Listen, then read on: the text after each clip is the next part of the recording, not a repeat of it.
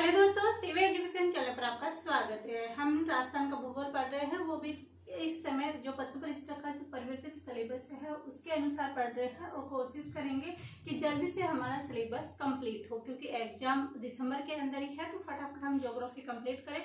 अक्टूबर चल रहा है, अक्टूबर और नवंबर 15 नवंबर तक हमारी कंप्लीट ज्योग्राफी हो जानी है इसी चैनल के ऊपर। साथ ही राजस्थान के हिस्ट्री कल्चर भी करवाई जाएगी। और जो आप सोच रहे हो पशुपालन कहाँ से आए थे, तो वो टोटली ही एनसीईआरटी से उठाए गए टॉपिक्स हैं, तो वो भी आपको करवाने की कोशिश की जाएगी।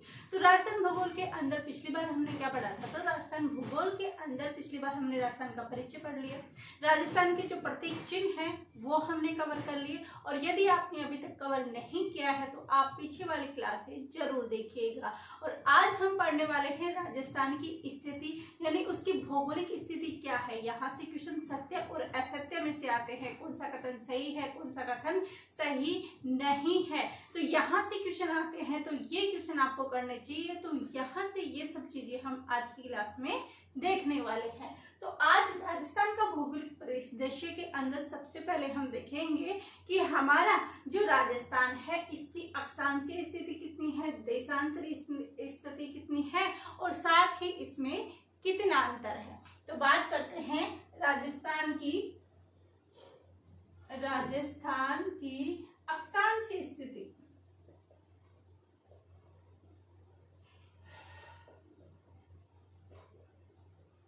राजस्थान की अक्षांशीय स्थिति, इसके साथ ही देखते हैं अक्षांशीय स्थिति और इसका अंतर।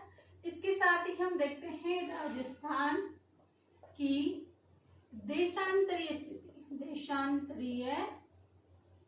स्थिति, और साथ ही इसका देखते हैं अंतर कि अंतर कितना है, अक्षांशीय स्थिति का अंतर कितना है और देशांतरीय स्थिति का कितना है। तो देखिए हमारे राजस्थान की जो अक्षांशीय स्थिति है वो कितनी है, वो आपको इसी क्लास में मैं इतनी बार बोल के याद करवाऊंगी ताकि आपको अच्छे से याद हो जाए।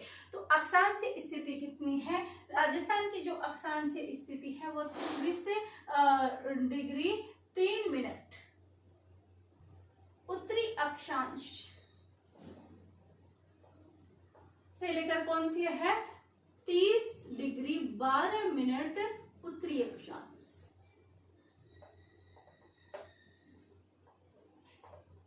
उत्तरी अक्षांश। अब यहाँ पर ध्यान देने वाली बात कौन सी है, ध्यान देने वाली बात ये है कि दोनों के अंदर क्या करना है, अक्षांश उत्तरी अक्षांश करना है। क्या करना है, उत्तरी अक्षांश। दोनों में क्या करना है, उत्तरी अक्षांश ध्यान रखनी है। अब याद रखो कितनी है, इसको डिग्री मिनट मत बोलो, ऐसे बोलो 23 3 30 12, 23 3 30 12। हमें याद करना है, पता तो है ही हमें कि 23 डिग्री 3 मिनट और 30 डिग्री 12 मिनट तक अक्षांशीय स्थिति है, लेकिन इसको हमें याद करना है। तो इतना लंबा हम क्यों बोले, हम लोग इतना भी याद कर सकते हैं कि 23 3 से 30 12, क्योंकि सारी चीजें हमारे क्या आ गई है, समझ में आ गई है। तो कितना याद रखना है, 23 3 से 30 12, 23 3 से 30 12, 23 3 से 30 12। तो ये चीजें हो जाती है। अब बात करते हैं कि जो अक्षांशीय स्थिति है इसका अंतर कितना है। तो अंतर आपको रटने की आवश्यकता बिल्कुल नहीं है, क्योंकि आप देख सकते हो कि इसमें अंतर कितना है, 23 3 उत्तरी अक्षांश से 30 12 उत्तरी अक्षांश, इसमें अंतर कितना आ रहा है। तो आप इसको लगभग मानो कि ये कितने का आ रहा है, 7। कितने का रहा है, 7। तो इसके जो अंतर है वो कितना होगा, 7 डिग्री 9 मिनट। कितना होगा, 7 डिग्री 9 मिनट। अक्षांश स्थिति का कितना है, 7 में 9। क्या, 7 में 9। ये ऐसे याद रख सकते हो, वरना आपको अक्षांश स्थिति याद है कितनी है, 23 3 30 12। और ध्यान रखना इसमें चेंज मत करना, दोनों में ही क्या होगा, उत्तरी अक्षांश होगा। क्या होगा, उत्तरी अक्षांश होगा। और इसका अंतर कितना है, 7 में 9। और बल्कि हम माइनस भी कर सकते हैं कि 23 3 और 30 12 में माइनस होंगे तो कितने बचेंगे, 7 बचेंगे। 7 डिग्री 9 मिनट। तो ये चीजें हो गई। अब बात करते हैं देशांतरी स्थिति। अब देशांतरी स्थिति की अगर हम बात करते हैं तो देशांतरी स्थिति कितनी है, तो ये तो हमने देख लिया कि भाई अक्षांश स्थिति इतनी है। अब देशांतर यदि हम देखते हैं तो देशांतर स्थिति कितनी है, 69.30 डिग्री, 69 30 और फिर कितने हैं 78, 69 से 30 और कितनी है 78, 68 से कितनी है 78। कितनी ध्यान रखनी है, 69 से कितनी है 78, कितनी है गुणोत्तर से 78। अब कितनी है गुणोत्तर डिग्री 30 मिनट से लेकर 78 डिग्री 17 मिनट तक है। कितनी है 17 मिनट तक। अब क्या ये भी यहाँ पर तो उत्तरी और दक्षिणी अक्षांश होगा अक्षांश में तो, लेकिन हमारी जो ये गोलार्ध है इस गोलार्ध यानी देशांतरी स्थिति कैसी होती है, पूर्वी गोलार्ध या पश्चिमी गोलार्ध। तो हमारा राजस्थान के अंदर कौन सी स्थिति आ जाएगी, हमारे राजस्थान में आ जाएगी पूर्वी गोलार्ध। कौन सी आ जाएगी पूर्वी गोलार्ध। और कितनी आ जाएगी गुणोत्तर 30 से 78 17 तक, गुणोत्तर 30 से 78 17 तक। तो देशांतर स्थिति कितनी है गुणोत्तर डिग्री 30 मिनट से लेकर, और ये कौन सी हो जाएगी पूर्वी देशांतरीय, पूर्वी देशांतरीय। और कितने तक है गुणोत्तर 30 से 78 डिग्री 17 मिनट तक है, और ये भी कौन सा हो जाएगा पूर्वी देशांतरीय। ये पूर्वी देशांतर क्यों आया, यहाँ पर उत्तरी अक्षांश क्यों आया, ये हम अभी बात करेंगे कि हमारा राजस्थान है जो अक्षांश स्थिति के आधार पर तो उत्तरी गोलार्ध में है और देशांतर के हिसाब से पूर्वी गोलार्ध में है, और एशिया के हिसाब से दक्षिण पश्चिम के अंदर है। तो ये सब चीजें अभी डायग्राम बना के सारी चीजें हम कवर करेंगे। तो यहाँ पर राजस्थान की जो देशांतर स्थिति है गुणोत्तर 30 पूर्वी देशांतर से 78 डिग्री 17 पूर्वी देशांतर है। और यदि इसका अंतर देखें तो अंतर आप देख सकते हो कितना है गुणोत्तर और 78 में कितना अंतर है, वो ही अंतर हम यहाँ पर काउंट करेंगे। तो गुणोत्तर 0.30 है, 78.17 है, तो लगभग ये कितने का होगा, ये 70 हो जाएंगे। 17 ये है, 30 ये है, और फिर बचे कितने 8, तो 8 पॉइंट, ये 7 था, ये कितना हो जाएगा 8 डिग्री, 47 मिनट देशांतरीय। ये क्या हो जाएगा इसका अंतर। तो राजस्थान के अक्षांश से विस्तीर्ण उत्तरी अक्षांश है 30 बार उत्तरी अक्षांश तक है। देशांतर विस्तीर्ण गुणोत्तर 30 से पूर्वी देशांतर से 78 17 पूर्वी देशांतर तक है। और इसका जो अंतर है वो अंतर कितना है 8 डिग्री 47 देशांतरीय क्या है इसका अंतर है। अब बात करते हैं नेक्स्ट। अब नेक्स्ट में क्या देखेंगे कि अक्षांश स्थिति के आधार पर और इनकी स्थिति राजस्थान की स्थिति, और राजस्थान की स्थिति के अंदर सबसे पहले हम देखते हैं अक्षांश स्थिति, फिर उसके बाद हम देखेंगे इसकी देशांतरीय स्थिति,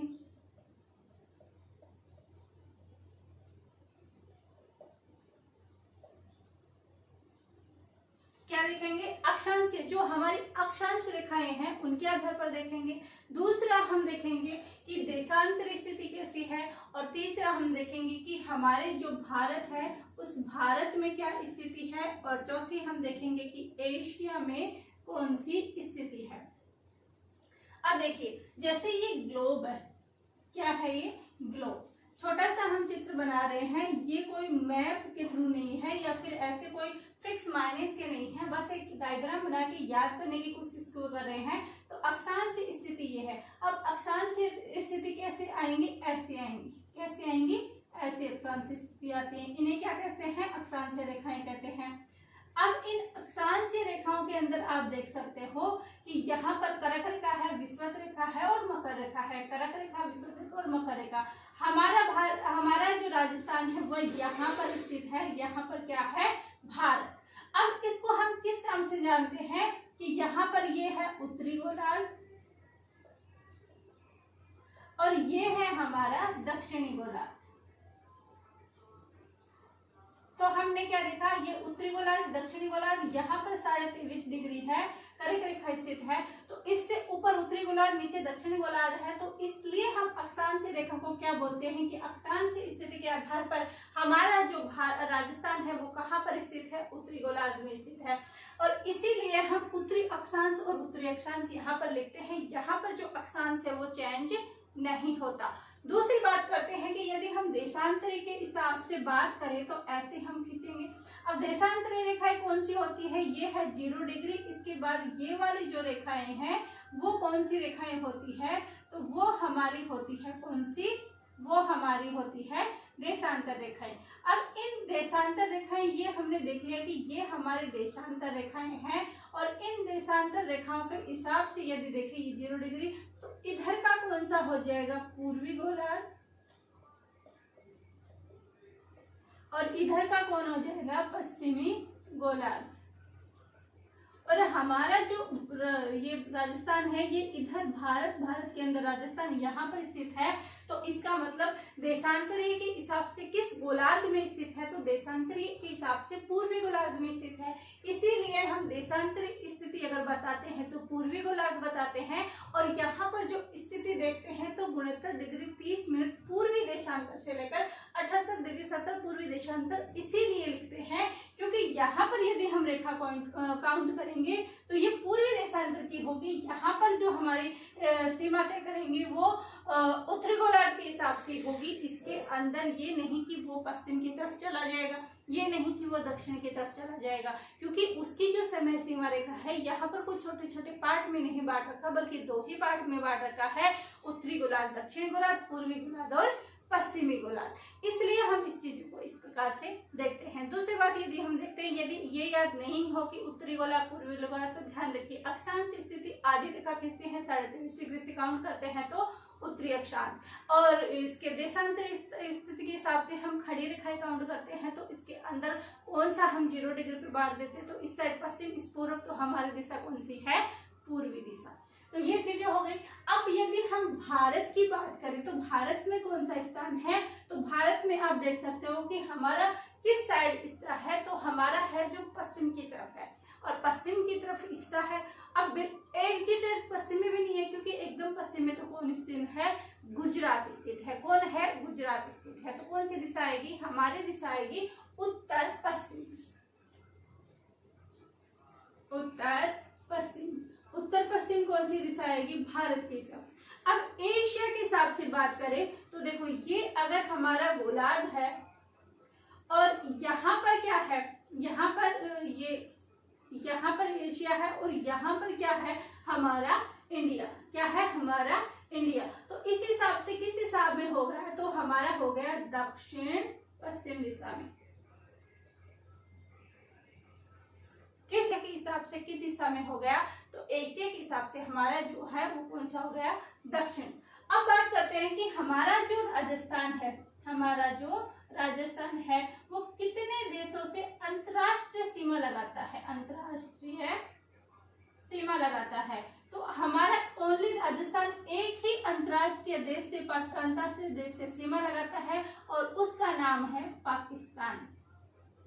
क्या नाम है, पाकिस्तान। उसके बाद देखते हैं कि राजस्थान से कितने राज्य सीमा लगाते हैं, राजस्थान से कितने राज्य सीमा लगाते हैं, राज्य सीमा लगाते हैं। तो कितने राज्य लगाते हैं, तो हमारे जो राजस्थान है उससे 5 राज्य सीमा लगाते हैं। किसने लगाते हैं, 5। राजस्थान से कितने लगाते हैं, 5। कैसे याद करें, 5 ही देखिए, हमारे राजस्थान से सीमा 5 लगाते हैं। राजस्थान के में कितने शब्द हैं, राजस्थान 5 शब्द हैं। तो कितने राज्यों से लगाएगा, वो लगाएगा हमारे 5 राज्यों से। राजस्थान 5 अक्षर है तो कितने याद रख सकते हो, राजस्थान 5 राज्यों से क्या लगाता है, सीमा लगाता है। अब वो 5 राज्य कौन से हैं, तो पहला हम देखते हैं पंजाब,